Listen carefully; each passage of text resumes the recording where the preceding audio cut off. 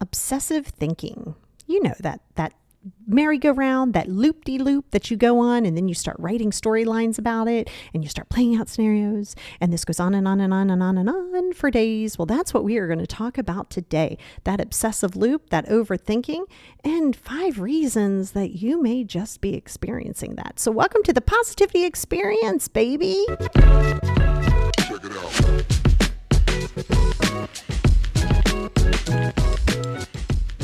Back to the Positivity Experience.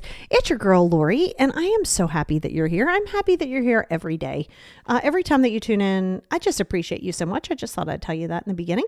If you are new on the Patreon over there, today we are going to continue this conversation over there about some steps that you can take to start really helping your obsessive thinking and overthinking. We'll touch briefly on that here, but we'll go a lot deeper over there, and we'll have the worksheet and everything. And if that's something you're interested in, you can always, in the show notes, there's a link there, or you can just go out to Patreon and hit / the Positivity Experience. But let's talk about it, because this has been something that was definitely a big influence as to why I even do this as a profession in the first place. And that is because my obsessive thinking would get completely out of control. You know, that loop that you get on. And for me, it was always, I remember in the health anxiety, it would kick in, or anything. And I don't mean some typical overthinking, right? Like you overthink, oh, should I wear these shoes? Do I want to wear these shoes? Am I going out tonight? What's this going to look like? Should I wear the shirt? I don't know if I want to wear the shirt. That's not the kind of stuff I'm talking about. That's just not being able to make a decision and being uncertain. And yeah, that's kind of like normal standard stuff. I'm talking about where you feel that you are losing sleep. You are playing the same scenarios out over and over again. You are anticipating things that are going to happen. You are reliving the things and ruminating on the things that happened in the past. Like it's just constant and chronic. And I don't mean a passing thought or something that just troubles you for a short period of time and then it just goes away. No, this is like a full-on, steady, obsessive loop. And I always kind of compare it to like a merry-go-round. Like you're like on a merry-go-round that you can't get off of, or a Ferris wheel, and you're like, just when you think you can almost get off, you don't. Like there's something else that pops in.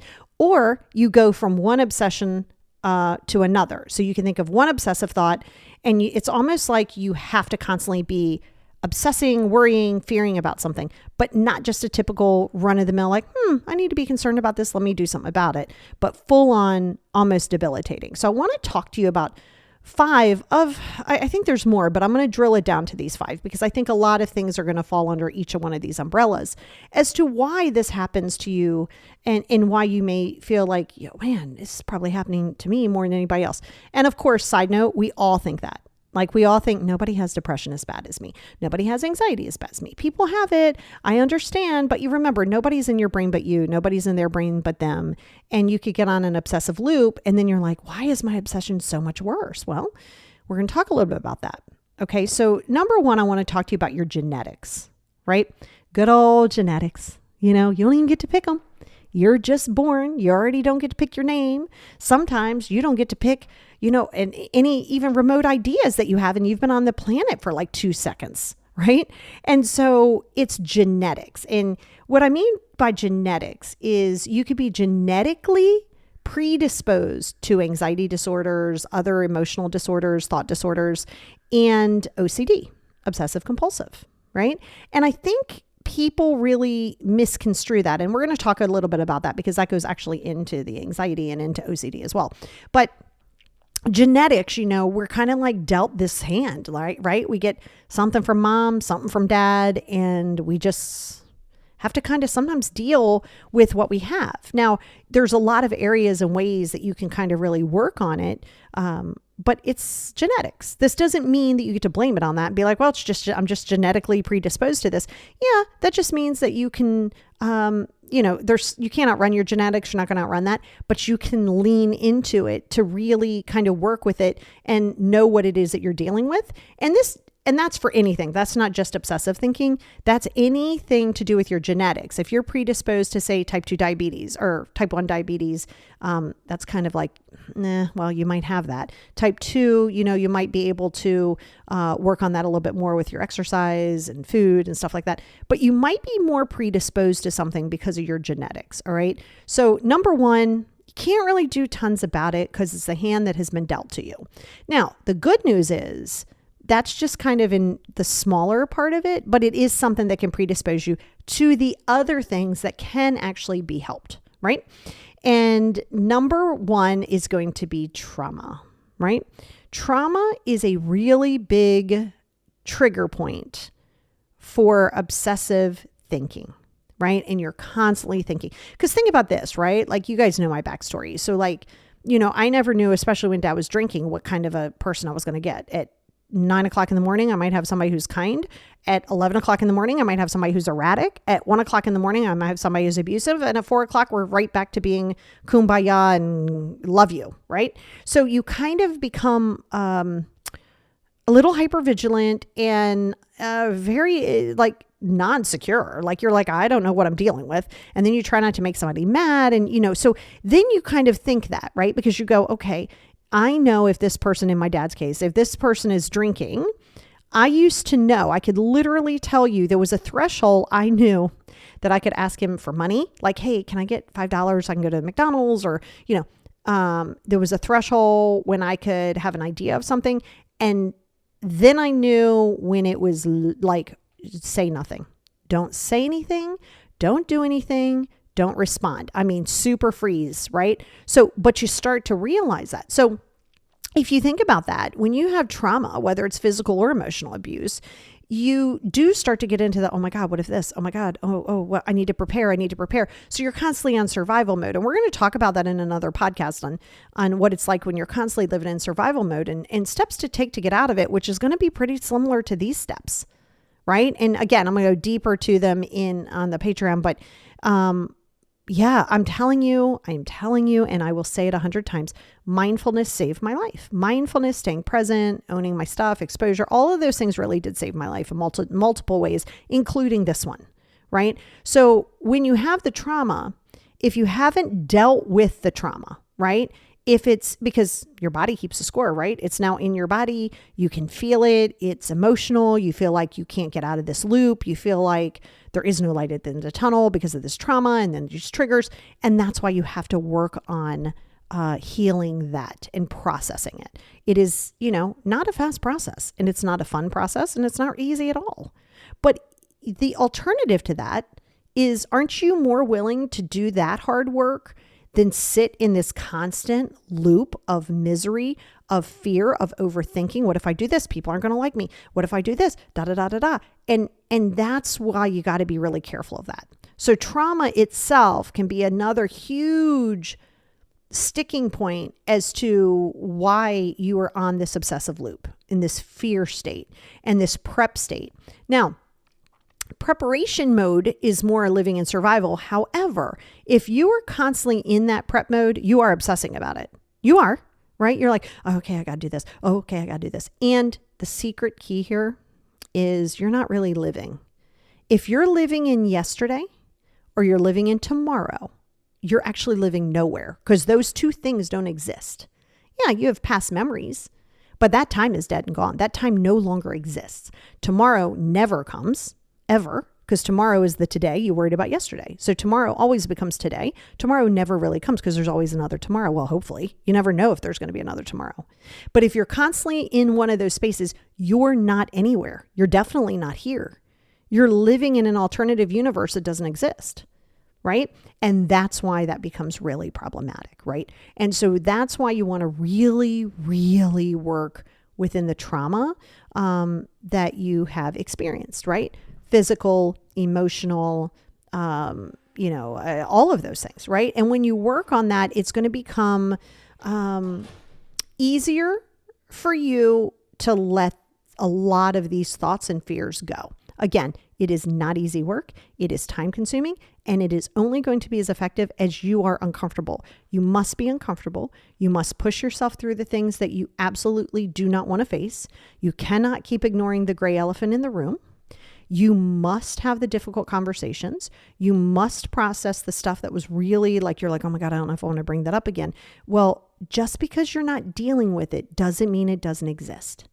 And it's living there and it's triggering these reoccurrent, constant thoughts. Okay. So you're going to want to be really careful with that in general. Okay. So that's number 2. So we had genetics, we have trauma. And here's the fun one. Anxiety. That's right. Anxiety disorders. Yep. Anxiety, panic, general anxiety disorder. This is a glaring light when you have obsessive thinking. When you're constantly in a worry state, what's this person doing? Why is this person doing this? Oh my gosh, what's going on? What if I do this? What if I go there and I look stupid? What if, oh my gosh. And I don't mean a simple thought like, hey, first date. Hey, first day on the job. Yeah, you're going to have some very human normality of fears or worries or concerns, but you're just going to keep it moving. It's not going to debilitate you. It's not going to stop you. And you're not going to stay up all night trying to worry about it, right? When you are struggling with worry, you're just in a rocking chair. Worry is literally robbing you of so much. And it is detrimental to just your physical health as well as your mental health. It's really detrimental. It can cause sleep issues, and sleep issues have their own issues. Like, oh my goodness, there's so much that comes into play. So the anxiety, and this is important, you don't have anxiety. You are experiencing anxious episodes, anxious thoughts, anxious feelings. You're not you don't have anxiety. You're just experiencing an anxious moment. And it's important that you get clear with that, because the moment you say, I am anything, that's why you want to say, I am amazing. Or, well, I am worthy. I am capable. Anytime you say I am, you are identifying with that as though it is part of you. And yes, while anxiety is, by the way, some anxiety is very, very healthy to have, and you got to have it. It's not a separate entity. It's not like you're just going to get rid of it. And you got to stop trying to do that. You got to stop running from your anxiety. You got to stop trying to make it go away. You can't do that. You cannot do that. You got to face it head on, right? That's why, a lot of times when you have anxiety, that's why the medication is like amazing for that, because it just tones it down enough that you can start dealing with it. It's not the miracle cure. It's not, you don't just take the medicine and then it's just your thoughts go away. No. But it just calms it down just a little bit so you can start processing it, right? But your anxiety is creating that. You are under this illusion. Anxiety lies to you, right? And you're under this illusion that you actually have control over anything. You don't. You have control over your mindset. 100% you do. How you see it, if you go into Monday morning at work and Sunday you were already thinking about Monday and you were like, oh God, it's Monday. If you were in the Monday mode and it was going to be negative and it was going to be terrible, and then there was traffic, and then, oh my gosh, and then the coffee maker was gone, and then you don't know okay, your whole day is going to be miserable. If you see it that way, that's all you're going to see. That's spotlighting on it, right? And you put a spotlight on the things in which you focus on. So yes, you are in control of your mindset, even with the anxiety, even with bipolar, even with other things. I didn't say the mind itself. I said mindset. Can you feel better? Yes. Are you going to feel better overnight? No. Is it somebody else's fault? No. Is it somebody else's responsibility? No, it's not. But it's your mindset to say, wow, okay, you know what? I am capable and I am allowed and worthy to show up for myself, to start really working through some of my trauma and really walking hand in hand with my anxiety, letting my anxiety come up because there's things that I'm not processing, which is also why you may find sometimes with anxiety, let's say you're like on the beach, you're like, oh, I'm on vacation. I'm on the beach. I'm in Jamaica. And you're like, oh, life is great. And then all of a sudden you're just like, oh my God, why am I having an anxiety attack? I'm on vacation. Yeah, because your body is able to now process it. You fighting the anxiety doesn't make it go away. It just revs it up. You just store it somewhere else in your body. And anxiety is stored in multiple places within your body. That's what causes the physical symptoms. So until you can accept that anxiety, it's part of the human anatomy. We must have levels of anxiety. They are quite helpful. We got to have it. But it's when you aren't processing things like your traumas, dropping your expectations, lowering your ego, things like that, this is going to continue. So anxiety itself, like I said, anytime you have a panic disorder, any other thought disorders that come into play, chemical imbalances, this is why you want to work with that. It's not going to be overnight. And will it make it just go away? No, you have like a ridiculous amount of numbers, like 70,000 or something thoughts a day. Of course, some of them aren't all going to be great, but it's just not getting on the merry-go-round. It's getting on it one turn and going, oh, I'm hopping off of here. Okay, what can I do about this? If something's out of your control, if you're taking a test then on Monday and you can't control anything, or you're getting a test done, not like taking it, you're getting a test done, it's going to be what it's going to be. Worrying about it on Friday, Saturday, Sunday is not going to change the results on Monday. It is not going to happen. And the more you start Googling and the more you stay off of Dr. Google, please do yourself a favor. For medical and mental things, just don't go on Google. Don't. Use Google for other things, not that. Because you're spotlighted, right? So you're not paying attention or looking for the possibilities of positive stuff. That you might jump over there for a minute, but you're looking at all of the doom and gloom, and it's not going to serve you. And who's in control of that? You are. Don't tell me you can't stop yourself from doing it. Yes, you can. It is a mindset. Don't go on Dr. Google. It's just not going to be beneficial. Now, number 4 is substance abuse, right? And substance use, I should say, not just necessarily abuse, but substance use. Anytime, right? And now, even if you have nothing going on and you just are using substances, there's a brain alteration. I don't know if that's a word, but it sounds good and I like it. So there's a brain alteration, and we're going to keep it, that is there, right? And I mean, I don't think you need me to tell you that any substance that you use it's going to alter. And especially if you're already struggling with other things, right? If you're already struggling with a mood disorder or a thought disorder or some other things that you're going through, it's just going to intensify it, right? In turn, in that moment, it might feel really, really good. But then the next day you're waking up with like a hangxiety, like you wake up with like hangxiety. And it's funny. I remember one of the many times I was in the hospital, running to the hospital with anxiety attacks, thinking I was dying. It was after drinking, tying one on multiple times. I did that, and waking up and my heart was skipping beats and I felt like I was dying and all these things. And I remember going to a doctor and talking to a cardiologist, and, we've chatted and, said, well, listen, that is what we call holiday heart. And I was like, holiday heart? What's holiday heart? And especially if you struggle with anxiety, right? It can affect anybody, but especially if you struggle with anxiety or other things, in the moment, the depressant of whatever the substance is, well, not whatever, because I'm not all depressant, but let's say alcohol, is a depressant, right? And so it's good, right? Because I like having my wine and I like going for drinks and I have my 420 at night and stuff like that, but I'm in a headspace to where I'm doing it in a not to escape realm, and I'm not doing it a lot. Well, I'm not doing the drinking a lot. And, I think that this is important because the holiday heart can, it's a lot of times you're dehydrated, right? Like a lot of times when you're drinking alcohol, if you're not drinking water, you're not supplementing in, you're dehydrated. Well, dehydration is definitely going to mess you up. And then it's just going to really spiral out your anxiety, right? So substance itself can also still be a trigger for that because it can trigger other areas. We all like to escape reality from time to time, and it feels good in the moment. And then you're like, especially as you get older, it's a lot longer to recover.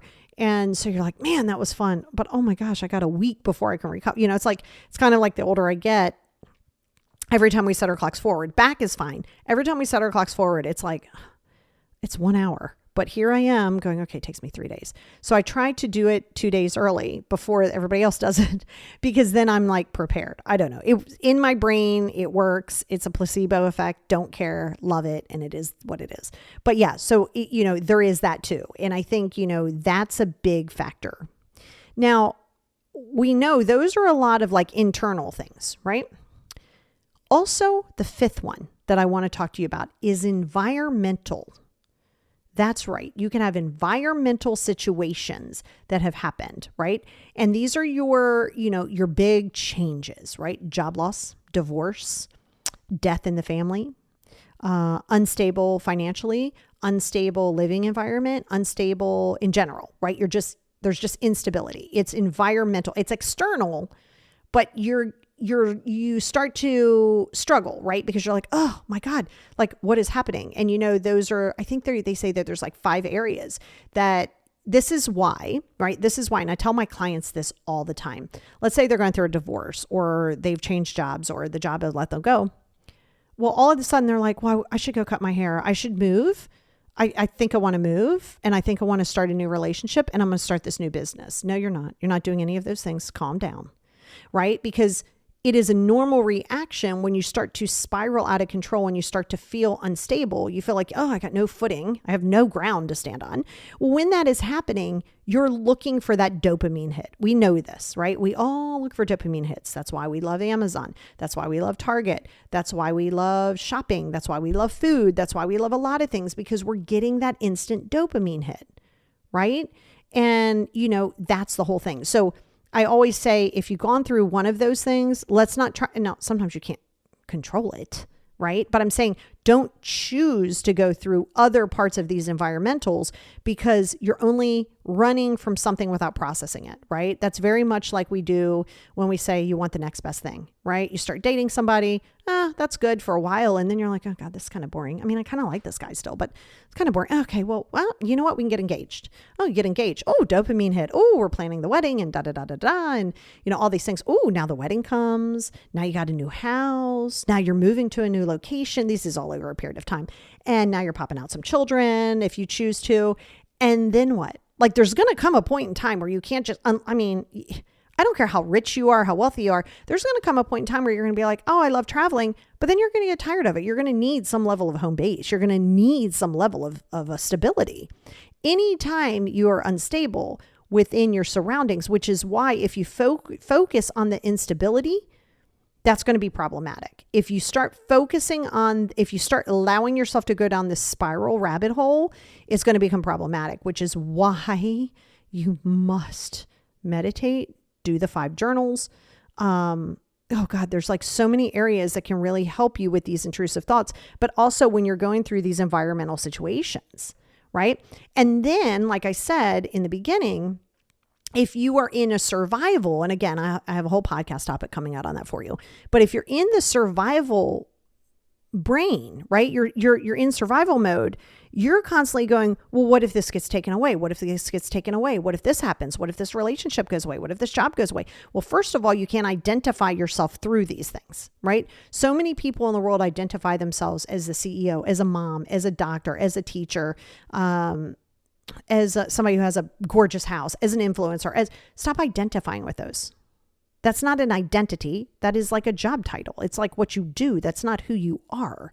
And when you attach that to that, if in fact one of those things go away environmentally, you will spiral. You talk about overthinking. You will be on an obsessive loop like nobody's business. But that's why, and I'm not saying throw caution to the wind, but kind of, that's why if you stay in the present space, even if that present space is not ideal at the moment, you have to appreciate where you are in order to appreciate a direction and in order to have clarity. And you don't wait till the last minute. Again, this will create more obsessive thinking. You're overthinking, obsessive thinking. What you avoid doesn't go away. It just tends to get bigger and bigger and bigger. And it's kind of like, let's say in college, you're given a paper. You have to do this thesis. You have to do a paper and you have 6 weeks to do it, right? Here's the subject, 6 weeks to work on it. Well, you're like, oh God, I had a long day at school. I'm definitely not working on that today. Okay, that's fine. Well, you can't keep having these days for 5 weeks and then go, oh my God, I only have a week till it's done. Stop procrastinating it and think that it's going to disappear. It's going to be easier. Just because you're not doing it doesn't mean that it doesn't exist. If you have something at your job that you know that is required, don't wait till the 11th hour. If you have a paper due, if you are doing something in school, don't wait till the 11th hour to start cramming. If you need to move, don't wait till the week before and then go, oh my God, what am I going to do? If you need to possibly get a different job, right? You're like, oh, I don't know if I feel good about it, or there's an acquisition and they told me I have 3 months. Well, don't wait until 2.5 months and then start looking. Right? And this is because if you don't, you think, then you know what you're going to do? You're going to distract yourself. You're going to be on social media for 100 hours a day. You're going to binge watch TV every single night. You're going to eat yourself to oblivion, and you're just going to pretend that it doesn't exist. But you know it exists. And then the obsessive beast spreads its beautiful wings and it goes, here I am. All righty, let's think about this. I'm going to keep jumping in your head and I'm going to have you keep thinking about this, right? And that's why you have to be really careful of judging your thoughts too. Thoughts are just thoughts. They are not facts, babe. They're not facts. Your thoughts aren't facts. Your feelings aren't facts. They never will be. They're your perceptions. They may be from experience. They may be from historical experience within yourself. Fine. But that doesn't mean that they are a fact. They're just thoughts. And this is why when you have your intrusive thoughts, don't panic about them. Don't spiral and then go, oh my God, what if this? What if that? And then you get on that loop. And I'm telling you right now that as you start to process, right, some of the genetic things, like I said, the good thing is that just says that you're more predisposed to like OCD. That's your obsessive compulsive. And don't think OCD is just touching a doorknob 5 times before you have to open it or something bad's going to happen. No, it's obsessive compulsive disorder. Obsessive also is obsessive thinking. And yes, there are medications for it. I happily take my SSRI for it. Happily. May do it for the rest of my life. I'm okay with it. I would much rather take medication for the rest of my life and have a little bit of clarity in my brain where I'm not on some loop than not be on something and be on a loop. And I'm a holistic prescriber. I studied holistically. But sometimes holistic stuff doesn't fix it all. And the medicine is not the cure. Therapy, not the cure. Journaling, not the cure. Staying present, not the cure, kind of, but not really the cure because you still have to process the stuff. You can meditate all day long, journal all day long, take medication all day long, go to therapy every day of the week. You still have to deal with your stuff. You can't just do it for the sake of doing it. Right? And that's why, like I said, there's so many areas, meditation. The 5 journals are the key. Go out to my YouTube, look at the 5 journal series. The reason being is because you can't dump everything in one. I mean, you can, but it's not great to dump everything in one journal. You're just taking all of the crap from one place and putting it into another, though I would rather you use one than none. So there's a reason you have to lean into your anxiety, lean into your trauma, lean into your thoughts, lean into them and utilize them as your friend, as your buddy. It's just trying to tell you something. It's just saying, hey, you haven't dealt with this yet. Hey, don't forget about me. You still haven't dealt with me. Right? And again, you don't want to push blame and you don't want to go, well, this happened and that happened. It's a reason, not an excuse, right? And so it's your job to allow yourself to show up for yourself the way maybe other people never did. Be the person that you always felt that you needed that maybe you never had. Be that person for yourself. Yes, it's great. I have a whole podcast coming out on values too. It's like reevaluate your values, reevaluate your core beliefs. What's that look like? Is your life aligning with what it is that you want? If it isn't, that is going to send you on an obsessive spiral. So yes, you want to do things like your meditations, like your 5 journals, staying present. I'm telling you, it is not hokey. It is not woo-woo. It is scientifically research proven. Mindfulness is so priceless. But you may have to be okay with maybe taking medication, maybe going to therapy. Sometimes you can't just do this on your own. You can't always do it by yourself. So don't try. You're not weak. You just need a support system. Say that to my clients all the time. You're not weak. You need a support system. I'm happily to be that ladder. I am happy to be the foundation for you. I'm holding space for you. So with that being said, don't overthink it. Do not overthink it. And we will continue this conversation with some tips over on Patreon.